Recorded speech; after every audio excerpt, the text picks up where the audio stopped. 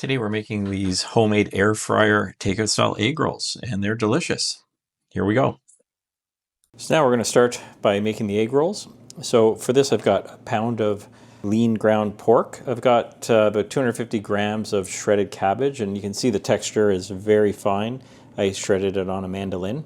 If you don't have a mandolin, you could shred it in your food processor as well. And I've got 3 green onions chopped. I've got 2 cloves of garlic and about a tablespoon of ginger. And in here I've got 1 tablespoon of ground white pepper. I've got half a teaspoon of salt and about a quarter teaspoon of MSG, which of course is optional if you don't like using MSG. So to get the texture, these egg rolls have almost like a sausage-like texture. To do that, I'm going to actually pulverize the ingredients in the food processor in order to get the right texture. I'm going to reserve some of the cabbage out and add that at post-processing just to have a little bit of texture. But to start, pork goes in, and to that we'll add in 3/4 of this shredded cabbage. I just kept a little bit out for some texture. Then we're going to add in the garlic, onions, and ginger, and we'll add in the seasoning here as well. And we're just going to pulse this until it processes. Okay, we can see how that's looking pretty good. It's sort of come together a bit. Things are mixed in fairly well. So now we're going to actually move to the stove and we're going to cook this in the wok. And that's when we'll add the extra cabbage. So we've got a very hot wok here. Add in some oil, swish that around just to make the wok non-stick. We'll add in the pork. We'll add in the rest of the cabbage as well. And we're going to keep stirring this until it's pretty much cooked through. Then we're going to do some seasoning. This looks like it's close to done, so we're going to add some seasoning to this. Now for that, we're going to add about 2 tablespoons of soy sauce here. We're going to add about 1 tablespoon of oyster sauce, and we've also got some sesame oil. We're just going to add about a teaspoon of this, and we'll mix this up to incorporate. Now let's give this a try. I think that's perfect. Don't think it really needs anything else. So I'm going to turn off the heat. We just got to let this cool, and while it's cooling, we're going to work on the plum sauce. So here I've got 8 plums, and you can see what I've done is scored the bottom just with an X. And I'm going to drop these into boiling water just because I want to take the skins off. That's been in there about a minute. You can see the skins are starting to come away. So now I'm going to take it, put it into the ice bath. Now we will let that cool down, and then we will skin them and also take the pits out. Oh, I've got my plums here. They've been thrown in the hot water, thrown in the cold water, so now I'm going to peel them and seed them. And this is 8 plums, about 750 grams. So in order to peel them, I'm just going to go into where the X is, and then sort of peel them like this. Again, you don't actually necessarily have to do this, but it does make for a lighter colored sauce, and then you don't have the plum skins hanging around. So I'm just going to finish these, and then we'll be back.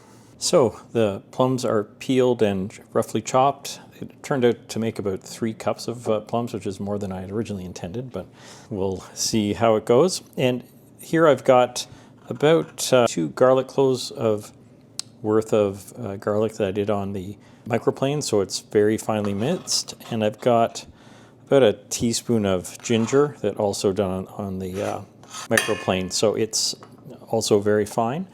I'm going to start, I've got half a cup of sugar, and I'm going to start with that, and we'll taste it and see if it needs more. It's possible with this amount of plums that we do need more. I'm going to add in 1/4 cup of vinegar, and again, we'll taste it and see if that's sufficient once it gets going. So 1/4 cup of just regular white vinegar. Then we want to add about a tablespoon of soy sauce. There we go.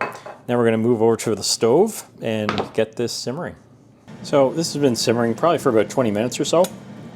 Now I'm just going to take a stick blender here. You could also use just a regular blender, but we do want to puree it. So you can see that from the color, this is very red. Normally when you do a plum sauce, you would have the golden plums, which are sort of July, August availability, so I wasn't able to get those. But we'll see how this tastes. It's got good tartness from the vinegar, but I think could use a little bit more sugar. So I'm just going to add another tablespoon or so. So we're going to add a pinch of salt. Last step is to thicken it. So I've got a teaspoon of cornstarch here, a couple teaspoons of water. We'll start with a teaspoon and see how that goes. Let's turn this back on. Let's bring that to a simmer, let that thicken. Let's give that another taste. There, now that's done. We'll just let that cool. So here we are. We've got the chilled meat mix. Now it's still not sticking together very well, so what I'm going to do is I've got 1 egg white here, and I'm going to add that into the meat, and that will basically give it that sort of sausage-like texture that these egg rolls are known for. And again, it's going to cook again in the air fryer, so the egg will cook through. So we'll just mix that in. So I have here egg roll wrappers. Now these ones are big. They're meant really for doing a complete encased egg roll, and in this case I'm doing open-ended egg rolls. So these are about little 5 inches by, let's see, about 6. And really for what I'm looking for is an egg roll wrapper that's about 3.5 inches with an egg roll that's about 4. So what I'm going to do here is I'm just going to roughly cut this down, make it a little bit smaller. These scraps I'm going to save because they're pretty good. Just brush with some oil and put in the air fryer. So here we go. I'll take some of the filling. Looks like I want them to be fairly big. It's about 2 good tablespoons here.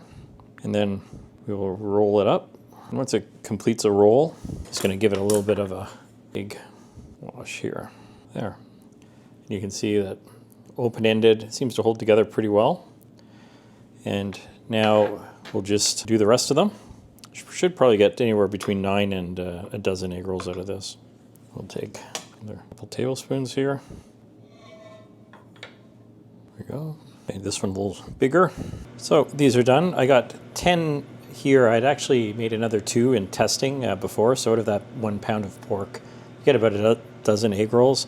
Some of these are a bit bigger than others. I was experimenting with the size, and I do like the big ones better. So now what I'm going to do is I've got some spray oil here. So these are going to be sprayed on this side, and then I'll put them in on the other side, so I can spray the other side. So certainly you could deep fry these now or shallow fry them. That would be the most delicious option, but the air fryer actually does a pretty decent job, and it is a lot less fat.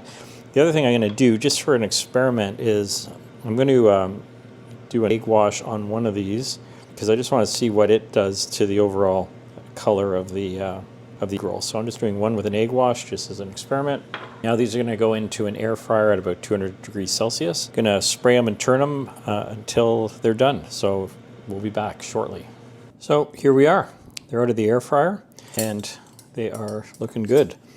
You can see here that the color, it's not quite the same as if you deep fried them.